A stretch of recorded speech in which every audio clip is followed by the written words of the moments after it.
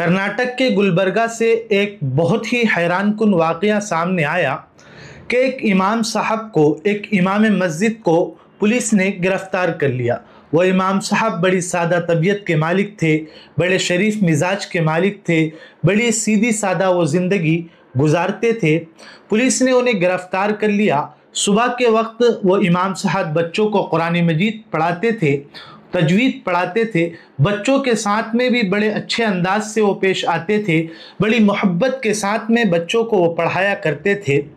लेकिन पुलिस ने इस वजह से गिरफ़्तार किया कि दिन में तो वो बच्चों को पढ़ाया करते थे, लेकिन रात में वो घरों में जाकर चोरी किया करते थे। यकीनन दिल को दहला देने वाली बात है।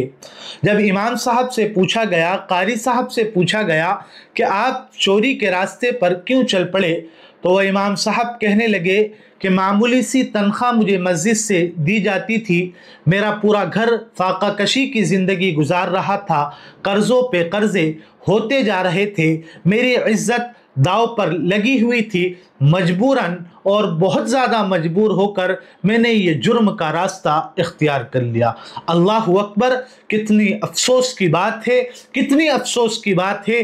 और ख़ास तौर पर मुस्लिम मुआशरे के लिए शर्म से डूबकर मर जाने का मकाम है। अभी कुछ दिन पहले एक वाक़या हमारे सामने आया था कि माली परेशानी की वजह से एक इमाम साहब ने खुदकुशी कर ली। ये सिर्फ एक मस्जिद की या एक शख्स की कहानी नहीं है, बल्कि ये पूरे मुआशरे के निज़ाम की कहानी है। हर इमाम को हम देखें कि मामूली तनख्वाह उसे दी जाती है, लेकिन इससे बढ़कर उस पर जुल्म ये किया जाता है कि उसको जो है सदर और सेक्रेटरी की तानाशाही बर्दाश्त करनी पड़ती है।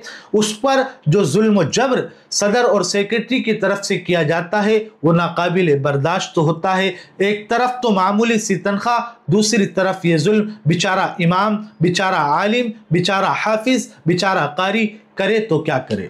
इस निज़ाम में बेहतरी और तब्दीली आएगी तो वो एक ही चीज़ से आएगी कि जो सदर हैं, जो सेक्रेटरी हैं, वो जुहला की बजाय पढ़े लिखे और अच्छे तबके को बनाया जाए, जो समझदार हो, जो उलमा की ज़रूरियात को समझता हो, जो उलमा को समझता हो। और नूरन अला नूर तो उस वक्त होगा कि जब मस्जिद के सदर और सेक्रेटरी उलमा या हुफ़्फ़ाज़ में से किसी को बनाया जाए। अल्लाह ताला इससे जाहिलों से उम्मत की हिफाजत फरमाए। हम भी इस बारे में सोचें और गौर व फिक्र करें। कम अज़ कम हम इमामों के हक़ में कुछ नहीं कर सकते तो कम अज़ कम हफ्ते में, महीने में कुछ न कुछ बतौर हदिये के हम छुपाकर उन्हें दे दिया करें।